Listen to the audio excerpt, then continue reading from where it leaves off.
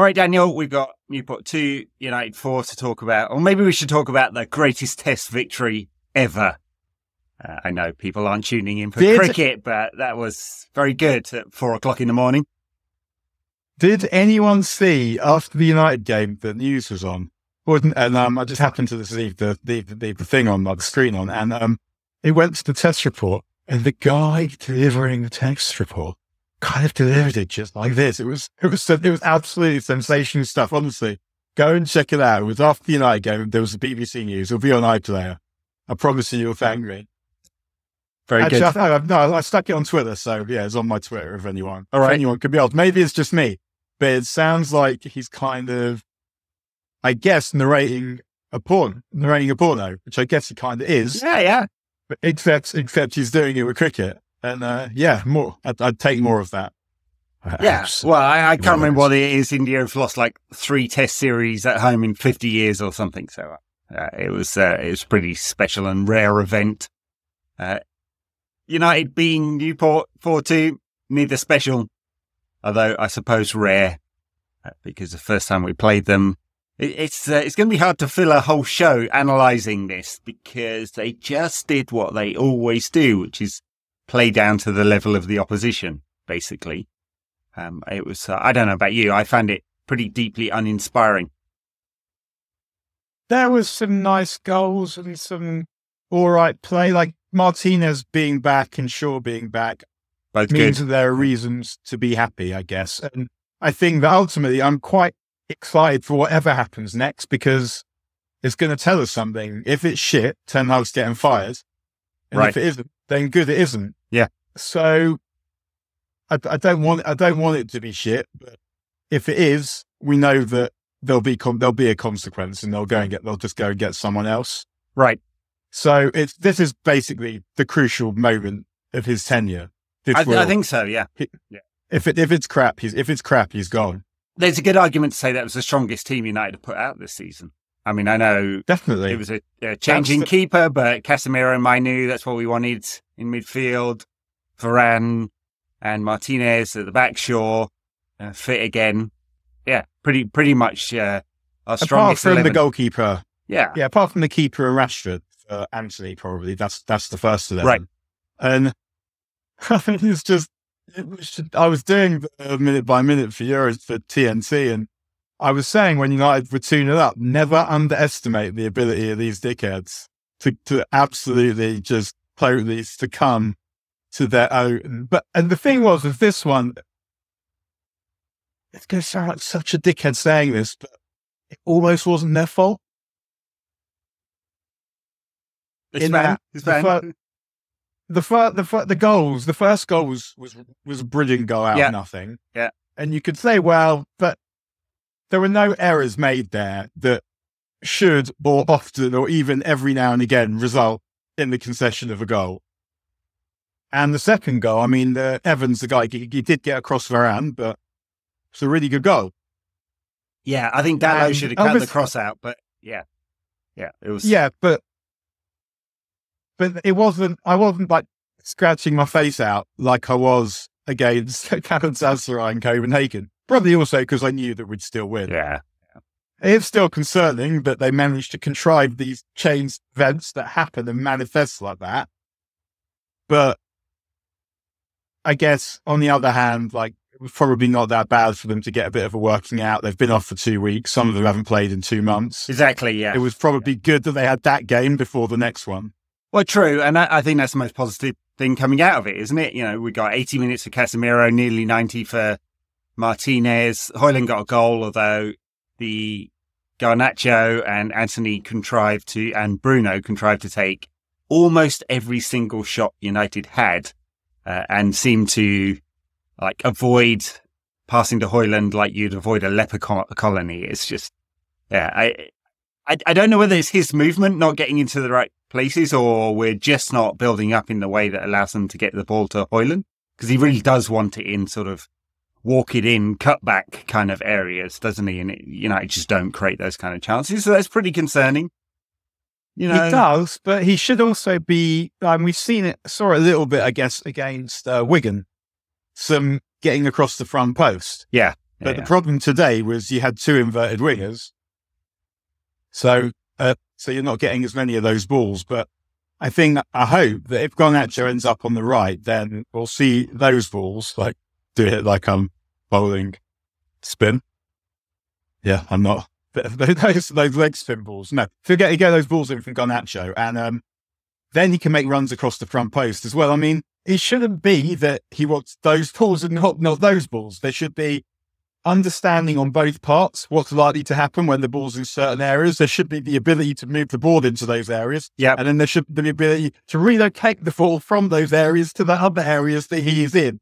It's a fucking chain of events situation. There should be all of those things. Yeah. Yeah.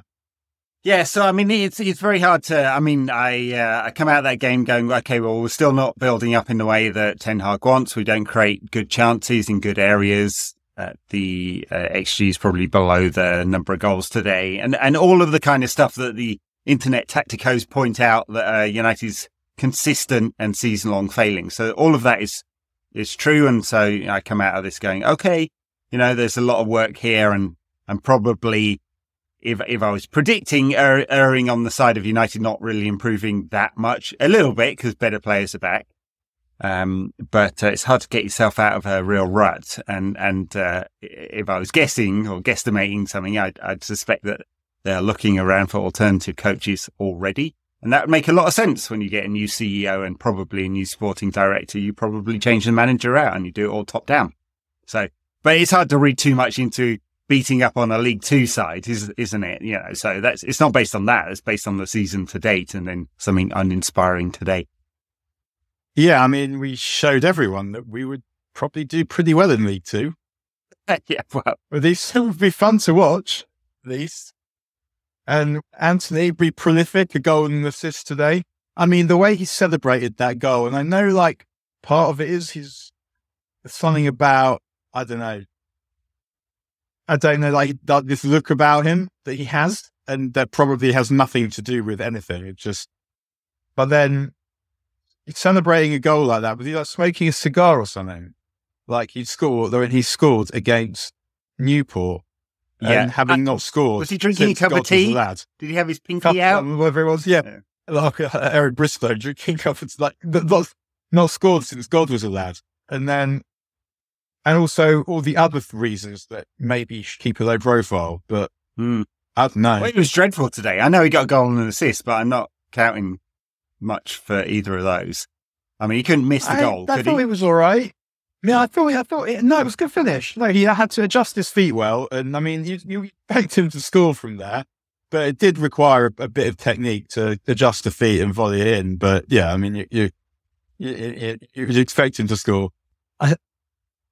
I mean, and then there's that whole Marcus Rashford situation seems to be kicking off again. It really does. I mean, I thought at first that was the press doing the usual sort of creating a scandal out of nothing because he was out on a Wednesday night and then he got the plane back and felt ill or something like that. But listening to Ten Hag talk about it today, it doesn't half sound like he was out 2 nights in a row. They didn't know about it. He didn't have permission to miss training. He got his private jet back, which is a 30-minute flight from Belfast or whatever, and just didn't turn up for training after 2 nights caning it.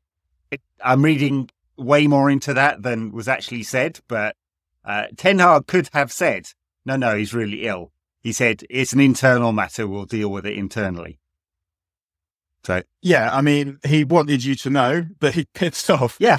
It wasn't quite Sancho, he's not training hard enough, but it wasn't far off. No, or at least it's an internal matter, he's been disciplined. Mm-hmm. Like it might be that's an end to it, but I think I said this last time. I hate to say it, but if there was a good offer for him, I'd take it. Thing is, he would get, because of his ceiling being pretty high, and he's, he will get 20 to 30 goals in an on season.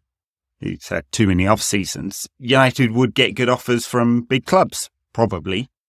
I guess he has to decide as well, what does he want? Because there's something off with him this season that I can't put a finger on it. It's not fitness. And if he's not turning up for training when he should be, that's pretty serious. And, Ten Hag, part of the reason he is here at the club is because he said he would fix the culture problems. Doesn't seem to be the case, does it? No, and I think whenever you kind of hear these stories about these things, like part of me is always thinking, well, because you always want to take the player's side, really, against management, I think. And people who seem like all right lads as well. So I'd always kind of try not to make myself think that they're behaving badly, but the manager be like the manager thought that. So you just kind of hope that they're all right in their private lives, I guess. But on the face of it, it didn't look good, did it? It did not. What were the positives today? I mean, the smart finish from Bruno for the first one, even better finish from Kobbie Mainoo for the second. 2 nice goals there. Good goals. Both good goals. All good goals. Shaw played well. Yeah. Martinez was hitting passes. Having him back is going to make a massive difference. I mean, it shouldn't be the case that having him back makes that much difference. But I mean, even Danny Murphy was saying on the telly that he demands things of people. That's true. Like, he organises the defence, he takes the ball off the goalkeeper, he brings it forward, and he's the one making sure that no one slacks. I'm sure one of the reasons Shaw got better was because he was playing next to him. Yeah, and Casemiro and Mainoo double pivot in midfield, which we wanted to see. Actually, Kobbie Mainoo further ahead than Casemiro, more of an 8. I like him getting, I know he's played sort of 6 in his few games with the club so far, but I think he's perfectly natural at 8. It looks like a good combination for rest of the season. Obviously, Casemiro barely had any games, got his customary booking, but needs some time on the pitch, does need to get fit again, but it feels like that's probably our best combo for the rest of the campaign. I was thinking, when the lad that he clattered to get booked, if you're playing against Casemiro, would you actually want that to happen?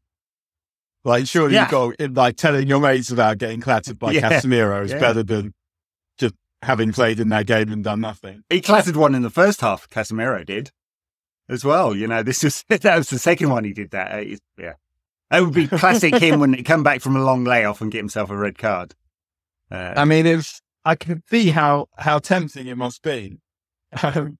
I wonder we think this is our best midfield combination because it's the only one that hasn't been tried, isn't it? Well, that's right. So yeah. we know that either all the others are bollocks, or Ten Hag is bollocks, or both. Yeah, or both. Yeah. So, and then there's this one, and again, it should not be the case that it is only this one that is capable of playing this absolutely fantastic football that we're told is in the post. But I think that Casemiro playing as the deeper player, I can see why you would do it, because I wouldn't want Mainoo constrained. But what happens when you get countered on is, well, you'd need someone close to him, because the problem we saw earlier in the season was a lack of legs. Yeah. But also, I mean, now we've got this midfield, and I mean, I feel like the guy in A Life of Brian when you're talking about, I should know, I've followed a few about whether Brian's a Messiah or not. We've got to see a few midfields be good for 5 minutes and not work. And then you think, well, maybe Martinez and Shaw should also help, because then the fullbacks and the defenders should be better at retaining possession. But the fact that we're just waiting for Casemiro to come back, who is someone we'd happily sell if we could. Yeah. I mean, yeah. Yeah, I mean, clearly a major refit is going to happen in the summer. A lot of that is going to depend on selling players like Casemiro and Greenwood and Sancho and maybe Marcus Rashford as well, in order to raise funds, since Ten Hag said it himself, didn't he, in the build-up to this, that FFP was getting in the way of them bringing in a forward. No strikers on the bench today, which will be the way till the end of the season. I mean, the state of that bench today. Yeah. I mean, if I was Facundo Pellistri and I can't get in the side in a cup game against Newport, I would be taking one of those offers to move, I think. Right, but the reason you can't get in the side is because you played the first team. And I actually think in this one, it sort of made sense, because there's players that haven't played for a while, so you want them building their relationships. And also, they haven't played for 2 weeks. then you've got a harder game. You've got go to Wolves on Thursday. Yeah. And is it Villa after that? Yeah. But there's difficult games. So, I mean, that game was actually, I said before, was welcome, but there's some difficulty looming in the cup as well, because just all the better teams. Forest away in the next round, who we've just lost to. So, I mean, ordinarily you say that's not the hardest draw possible, but we just lost to them. Right. Yeah, I mean, I can totally understand why Ten Hag wanted to play a pretty strong side today. I mean, it was always going to be quite strong, wasn't it? Just because of the nature of who's left in the squad. But yeah, the Shaw, Casemiro, the Shaw, Martinez all needed game time. Varane, I guess, to a lesser extent also as well, because he's been in and out this season. So that all makes sense. I don't know, the kind of mediocre levels of intensity, despite it being the first team, were a bit concerning, I would say. Well, I thought they put it in well enough, and they played some all right football. I mean, I thought that, I tell you what I did enjoy was when Maguire comes on and Dalot loses it, and they have that one move towards the end where it looked like maybe something would happen, and Maguire just charges through this tackle. He's drawn out wide to left back, and it just charges through a tackle that isn't there. And I thought, yeah, welcome back, H. Yeah. What did you make of Altay by India? I mean, he didn't do anything wrong, really, did he? No, I mean, got a roasting off Martinez for like a crap touch or a pass, didn't he? There was a couple of vaguely iffy moments with the feet, but it was all right. Yeah. Slowish touch wasn't there, but yeah, nothing too concerning. I mean, I find it quite hard to get agitated by that, because obviously I'm thinking, are we going to have to go and spaff on another goalkeeper in the summer? My sense is that probably we are. I think a lot will depend on whether Ten Hag is the coach, right? I mean, Onana has had an absolutely disastrous couple of weeks, so he stayed on for reasons I don't understand, and missed the opening game of AFCON because of weather delaying his jet. So went into Abidjan. And the outfit he was wearing on that occasion, it was just stupendous. Stupendous stuff. That's the best thing about these last couple of weeks. He chucked a couple in Cameroon's second game, got dropped. Just absolute disasters. I mean, maybe he'll retire now because he's already done that once, basically. But yeah, not awesome. But yes, we didn't see much from Bayandir today to suggest he should be the goalkeeper or he shouldn't. Right, hard to make a judgment. He's not going to be. No, I don't trust keepers who wear leggings anyway. I mean, I'm old school like that. There's a story, again, probably apocryphal, but that Scholes was so angry with the Villa keeper wearing leggings that was when he smashed that volley in from 30 yards into the top corner. Go watch it again. I had no idea whether that's true, but was it Gabor Kirai? He was a Gabor Kirai in goal. The Hungarian keeper, it might be. Yeah. He was more tracksuit bottomed. Yeah. Just like, they looked like heavy, like they'd weigh you down if you was trying to save one that's thudded off the bar. Oh, that was a good day. Remember? The only time it's acceptable, I think, is if you're on a 4G pitch, because that shit burns when you're diving around. So then trackies are all right. You've just got to not be a goalkeeper, ultimately. Yeah. So it's a thankless task, isn't it? You've got to be a bit, wrong in the head, I think, to want to be a keeper. It's a different sport. You're just doing something totally different to what everyone else is doing. But it never looked appealing. All right, I think we've run out of things to say about Newport. Let me just have a look at my list. One of my friends, when we let the second goal in, one of my mate Vink's messaged me saying that McTominay would now come on and score the winner and be in the team for the next 10 games. So that really sounded extremely plausible at that point. I actually was quite pleased that Ten Hag didn't make any substitutions until very late on. Quite late on, because I thought these players needed games, and the players that he had to bring on were crap. I mean, I guess it was nice that he brought Camberwala on. They got 5 If minutes. only there was- For Amari Forson. It's interesting. We've got a lot of younger players in those sort of attacking areas that have been in and around the squad, but not getting a lot of game time. So, Police Street's probably got more than anyone else, but not much. Ahmad was on the bench. We'll see whether he heads out on loan again. There's apparently an offer from Sunderland. Amari Forson, he's out of contract in the summer, and they really have to make a decision whether they think he's good enough to offer him a new deal. When he brought Camberwala on, I thought, that's good. He must like him because he's always talking about how you've got to earn your opportunities. But then he brought Forson on, and I thought, you're just bringing on people now. Because I don't think Forson's someone who'd be good enough, but also there seemed no particular reason to bring him on. So it just felt like, okay, it's that. Yeah. But, there are a lot of big games coming up in the Cup just because if none of the better teams have been drawn against each other. I mean, as you said, we could easily lose to Forest, but they've kept United, Chelsea, Liverpool, and City apart. So yeah, they could all be in the. They could all be in the. I'm not sure which week is that because we have Wolves on Thursday, then it's West Ham at Old Trafford, then away at Villa. Is it in the week between middle of February time? It's midweek. Middle of February, yeah.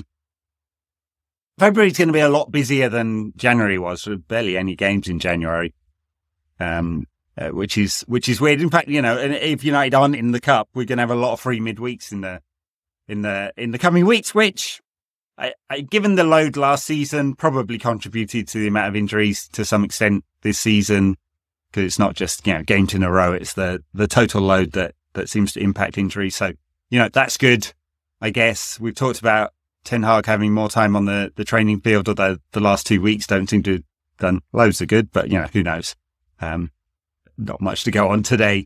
I guess it's quite hard because you've got to pretend that you're preparing specifically for Newport when obviously you're thinking this fucking load of bollocks that these dickheads don't do them. It's not because of my fucking tactics. But yeah, very true. A bunch of the players got time off as well, as we know. With they asked him on BBC where he had a break, where had he been, and he wouldn't tell them, so it was private. So I guess it is, and maybe you're drawing the boundary there, like get out of my face, of stuff. But it's been quite a weird question to repeat. Were you out clubbing with Marcus? You should have said Belfast. Exactly. Yeah, that would have been. He doesn't really have a sense of humour, though, does he, Ten Hag? Or doesn't appear to. Or at least it doesn't come out. It doesn't feel like emotionally he's got it. And as I say that, I think earlier this week, I enjoyed messaging. I was chatting to one of the Tom Scouse who works on the Guardian desk, and they were chatting, and he said, that's the least of my worries today, because it was Friday and the day the Klopp went. And I replied saying, springing my step today. Yeah. And best thing that happened all week, wasn't it? We're going to talk about this in the bonus content, but Ten Hag doesn't have that emotionally what Klopp has loads of, and absolutely none of it. He's a technocrat. What Fergie has, and I know this is completely reductive as an argument, so forgive me for it. But the fact that United keep conceding goals just after half time. You do wonder what Ten Hag is saying at half-time. It's definitely not inspirational, is it? They're not coming out blood and thunder after half-time and whacking people and up for it or anything like that. It's I presume, more overload of information, which is what they complain about a lot of players, apparently. They love goals, conceding after they've scored, conceding after they've conceded, and conceding after break. And I don't know if that's the manager's fault, because just have some discipline about yourself. I mean, I know that I'm the last person to say that shit to anyone, but your job requires it in a way that mine does less. Yeah. Or at least I can see you doing it. I can see you slacking. But it doesn't feel totally inconceivable that United could get good enough under Ten Hag, but it feels that if I had to pick, I reckon if most people had to pick, they'd say probably not. Well, I think it's fair enough to have a different level of judgment with the caveats as well. Caveats being tons of injuries, extremely disruptive off the field, stuff that's really disruptive too. All of that. That's the caveat. Agreed. The judgment is different because we were going from a very low base, and obviously things had fallen apart. Under Ollie, Rangnick was a disaster. Anything better than that was greeted as the second coming of Jesus Christ, wasn't it? And third place cup final and a trophy last season was probably more than we actually expected. But the regression, or the lack of progression in understanding what a Ten Hag side is the thing that's a big concern. And I think that's why we judge him completely differently. It's not just all the defeats, although obviously they're quite important. Lose 14 times before Christmas. It's, you're always going to be under pressure. So, I mean, the thing that United or INEOS and the new CEO and the sporting director, when we get one, will have to think about is quite a few big clubs looking for a manager now. So Liverpool and Barcelona definitely looking for a manager. May well be true Bayern as well, depending on, if they don't win Bundesliga, it's normal for them to cut their manager. Oh my God. Oh my days. Imagine if Harry Kane goes to Munich and they don't win the Bundesliga. Yeah, he scores 700 goals and they still manage to I know. Yeah. I mean, you'd have to be, a very, very joyless individual to derive no pleasure from that. I feel bad saying that because Harry Kane is probably a good guy. I'm sure he is. Seems and all right, yet doesn't it's he? just funny.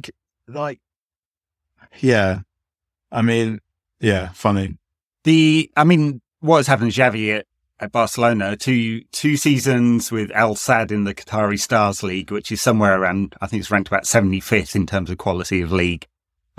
Not being good preparation for taking over Barcelona, surprise. It's kind of a lesson, isn't it? If United replace a coach, is there someone of sufficient stature, experience, charisma now to take over? A lot of talk with Klopp going that Xabi Alonso, who's doing great in the Bundesliga, may go to Liverpool, but he's only had 60 games as a first team manager. Doesn't seem like preparation to take over an elite side, really. We'll see what Barcelona do, although they may want to look just down the road because Michel is doing an outstanding job at Girona, albeit with City Football Group financial backing. Yeah. Yes, indeed. So, formerly the airport you go to if you're on like a nasty EasyJet or Ryanair or something. Yeah, that's right. Yeah. I think that, and if De Zerbi makes more money would Klopp just take the Barcelona job just like that? He said he wants a full year off, doesn't he? Not doing.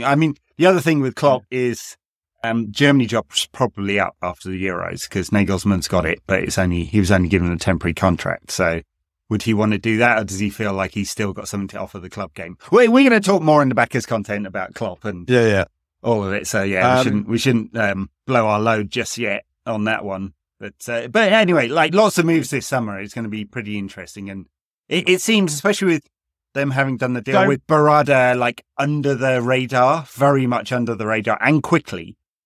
I think that they will surely be looking at both sporting director and coach right now. I'm sure. Yeah, you don't. I wouldn't want to end up with Thomas Tuchel much. No thanks. No, it's just like the manager. It seems like an all right bloke. I don't think he's that good. And the manager of United just should not be a nerd. No, we want someone with some inspiration. And it can't be Potter for those reasons. Yeah. For that reason, even. And I don't know. I don't know where I would go next. If it isn't Ten Hag, but at least the people making the decision will be better placed probably to make that decision than have been before. And anyway, if we're cursed, it just doesn't matter. All right. Let's move on to what? Wolves on Thursday. Wolves on Thursday night. Yeah. I'm going to that. Nice. We had the worst away end in the country. Yeah. Yeah. but just like long, like all down the sides and shallow. So, Yeah. they're involved in some mither today at West Brom. Yeah, I saw some fighting. We haven't seen that for a while, have we? So In-ground fighting, very rare, yeah. Very rare. Not awesome. I mean, Wolves and West Brom haven't played each other for a while, have they? And, of course, it's local derby and all of that. That's the reason people, grown men getting excited. I mean, I can't pretend that through the course of my life, I haven't enjoyed those kinds of altercations, watching them, hearing about them, not participating in them. No. I mean, I like when I so the time in my life where I went to the most football was mid to late 90s, and there was quite a bit of trouble, as people who went to those games would attest as well. Quite a few times I saw stuff like that in a way that just doesn't happen now, which is why it's surprising when you see it. Anyway, Wolves not particularly good this season. Mid-table, but it's better than they were last season when they were flirting with relegation under Lopetegui and who's it? Gary O'Neill took over. They've got a better goal difference than us, and they're one win off us. So it's not like we it's obvious that we're a much better side. At least there isn't another Nuno side where you can guarantee a 0-0 against this lot. It's the worst games of football ever played have been some of those. United against Wolves and United against Villarreal. We seem to pick them up like 5 times a season, didn't we? And there were probably like 3 goals over several seasons. I actually think I quite like Gary O'Neill. I think he's done quite well. I think we will not enjoy this game. I'm afraid that's what I think. I mean, their recent record's pretty good. They beat Chelsea, Brentford, Everton. They're not bad, Wolves. Yeah, and they won't let us muck about. And I don't think we're good at that. Like I think that's a difficult game, and it won't be edifying. I don't think. Awesome, yeah, inspirational stuff there, Gary.